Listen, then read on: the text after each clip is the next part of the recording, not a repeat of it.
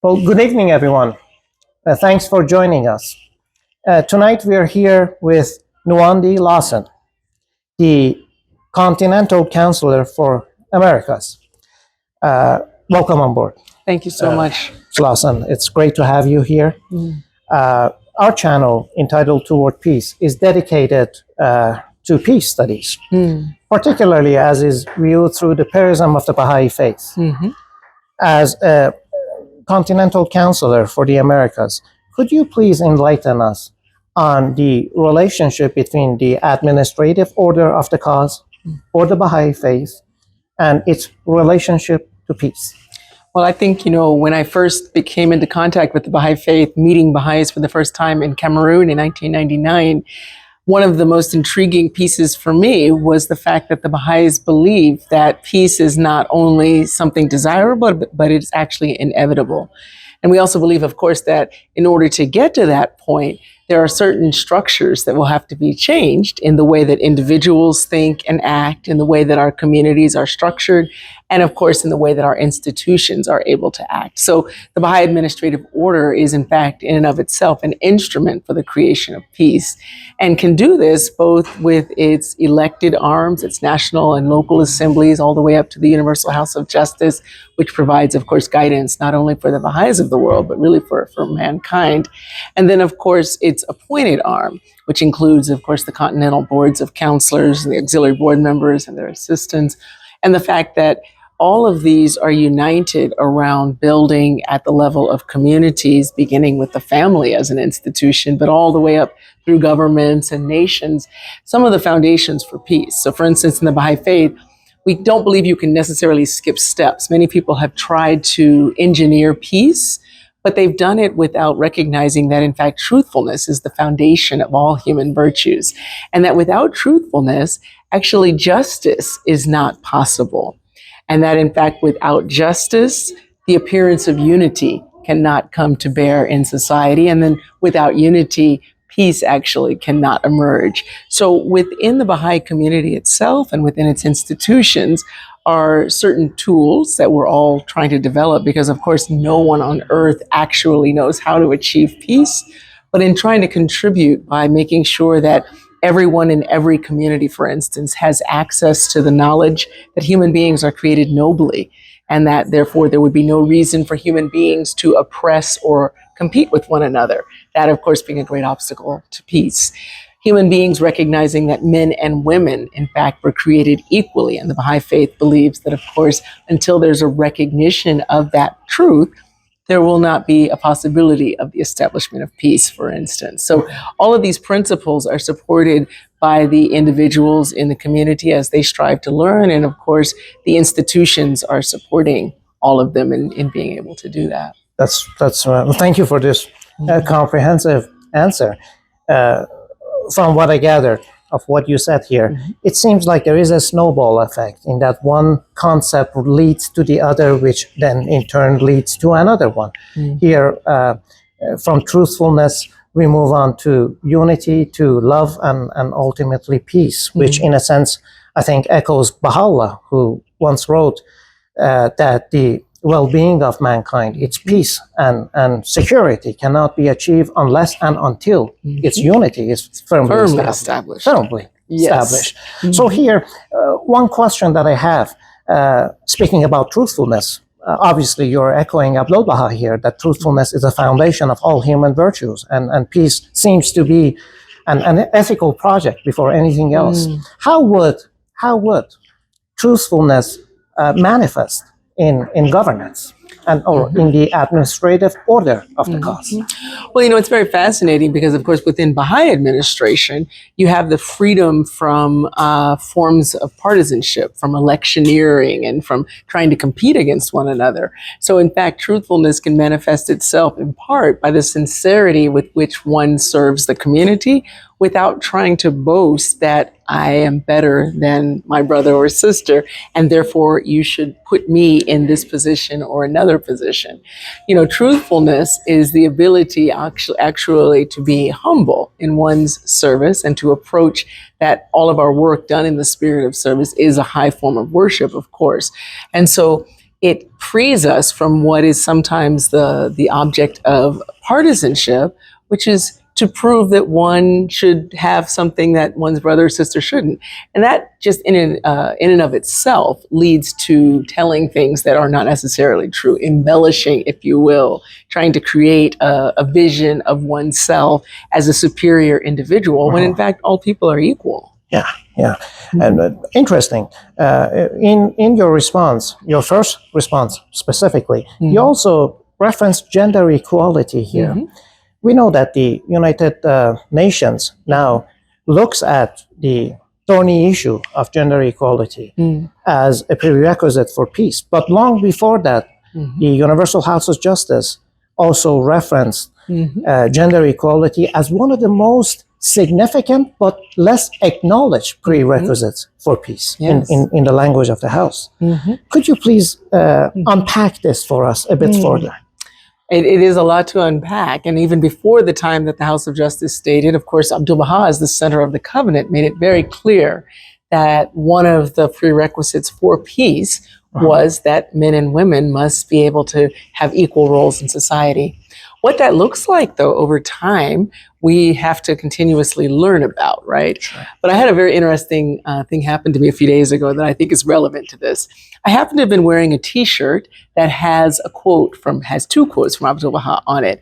And I hadn't thought anything of this as I set out on the day. A youth in my community, I had seen him wearing the shirt. I admired it. He gave me one.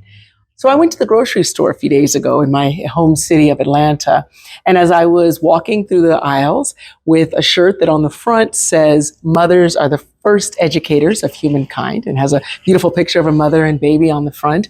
On the back of my shirt, it said from promulgation, the words of Abdu'l-Bahá, which say, when men own the equality of women, they will have no reason to struggle for their rights. I hadn't thought of this at all until a gentleman came around my basket and he said, "I can't quite read all of your shirt." I said, "Oh, okay." So I kind of pulled it down so he could. And then he came back around. He said, "I don't think I agree with that." And I said, "Oh, well, thank you for taking a look at that. I'm a Baha'i, and so the equality of men and women is very dear to me, but I can understand that, perhaps you wouldn't necessarily agree." I continued on my way with my cart. A few aisles later, the gentleman found me again, and he said, "I've been thinking about what that says on your shirt. That is not true. Men do not have to do that." And I said again, "Well, I appreciate you taking the time to read it, and I understand your position." I rung up my groceries, and as I was putting them in the back of my car, the gentleman drove up in his red truck. He had looked for me in the parking lot, he said. And there he was again. He said, "My sister," this is an elderly woman sitting next to him, "she wants to read your shirt." So I turned around and he read the words of Abdu'l-Bahá aloud in the parking lot. And again, he said, "This doesn't make any sense at all." And he got ready to drive off. But what was interesting to me about that interaction was that the force of Abdu'l-Bahā's words had so much impact on this gentleman in 2025 that it really seemed to him that this is something really to ponder, that men have to own the equality of women. Sure. And so I think the matter is not one that even in North America we can take very lightly, because I think we have a long way to go to learn. Sure. Assuredly, Abdu'l-Bahá once wrote, assuredly, it is woman who will establish peace among mankind. Why? Well, of course, as Abdu'l-Bahá points out, women, of course, raise children, for one thing. And after 20 years of putting our lives into raising our children, we do not easily send them off into battle to be killed. So that would be one level. But then, of course, in the writings of the Baha'i Faith, it also points out all of the ways that women contribute to the strength of a consultation, to the ability to add nurturing and the initial education that children receive. And if they receive an education from their mothers that is peaceful, we can have a more sure path to peace, right? Sure. And so this very central role of mothers, which again, in the 21st century in North America hasn't well been understood or maybe even honored. But the Baha'i Faith assures us that it will have to be in order for the world to reach a stage of peace. Excellent. She is more tender-hearted. She is more philanthropic, more responsive to the needy, Abdu'l-Bahá wrote. Yes. Speaking of women. And she has greater moral courage than the man. If necessary, she can become a warrior. A warrior. That's right. Right? Yes. So that kind of a station and designated to women. And as you inferred, it seems like the Baha'i Faith is longing for the establishment of a kind of world order in which mothers are at the helm of decision making. In the World Order of Baha'u'llah, Shoghi Effendi writes about a kind of world commonwealth, and by implication, a world parliament where the trustees of the world are controlling the entire resources of humankind. And it seems like women are integral to that institution. What do you think? Well, I mean, it comes from the words of God, and so I believe it in its totality. And I was thinking about how even our study of the Ruhi Institute courses, which of course are available not just to Baha'is, but to entire communities. Sure. In the very first section, when people are learning to interact with the Word of God, they're learning to see how do our thoughts and actions align with the Word of God. And so in one exercise, early in the first book of the sequence, Reflections on the Life of the Spirit, it's asked whether someone who claims that his words and deeds, of course, align, would he in fact pay men and women a different amount for doing the same job? And we, of course, can see, we want to beware lest we walk in the ways of them whose words differ from their deeds. But in North America, we do this with impunity. We pay men and women different wages, even if they are doing the same job. So I think that, these ideals that we're working toward and in the pursuit of peace, we will have to look quite practically at how we think and how we act. And then what are the ways that we can, with our fellow men and women of our respective nations, come to a point in which we understand that we want our deeds and words to align perfectly so that we can walk toward peace. Thank you. Thank you for that thorough explanation. Beyond gender equality, could you please enlighten us on some of the other prerequisites that the Baha'i Faith promotes for the establishment of a lasting global peace? Any one of them. Well, I mean, I think justice is one. It's very interesting because those who take to the streets in marches often will chant, "No justice, no peace." And some may think, well, that's a frivolous, it's actually a truth. And Baha'u'llah establishes that without the establishment of justice, there can be no peace. And so people, again, often, they just try to skip steps. It's kind of like, well, let us all hang around together. And we look different, and maybe we have different socioeconomics or different races or different ethnicities. And because we're together in one room, this must mean that we have established unity and we're on the way to peace. But the fact remains that some of the people do not receive the same basic sound education. Some of the people do not earn the livelihood that can support their families. Some of the women are oppressed in the places where they try to live and work.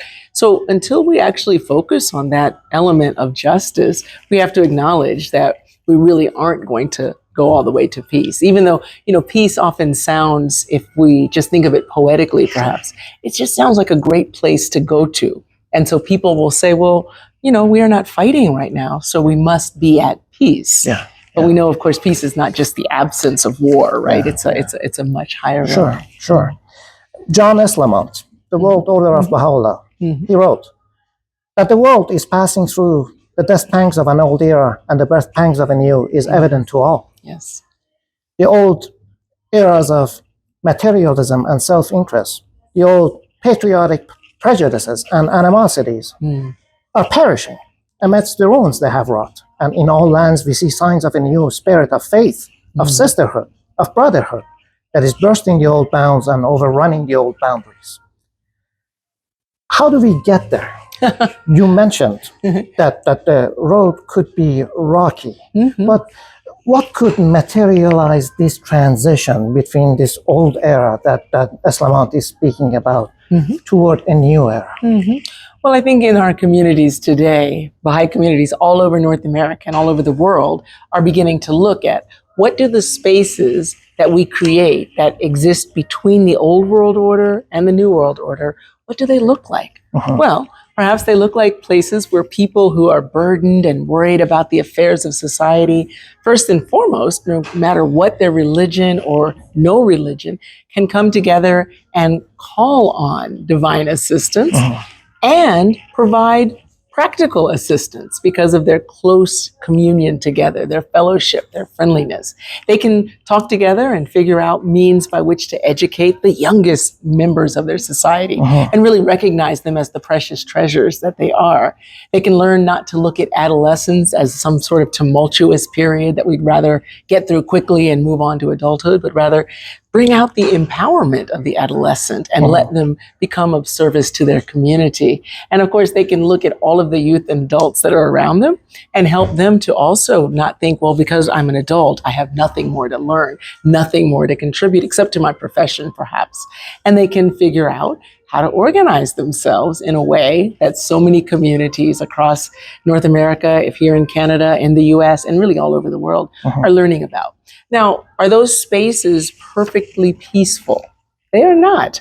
There are a great many conflicts that emerge, and people are learning to use the tool of consultation in order to overcome whatever those challenges happen to be. But as we move from old world to new world, we need practical steps that we can take. And I think the community building process is one of those. Thank you very much. Great. It was this. What I'm hearing from you is quite inspiring, and all the more power to you and all that you're doing. Beyond that, I wanted to thank you for joining us today. It was a great pleasure to have you here, and best of luck with everything you're doing. Thank you so very much, and to you as well. Thank you.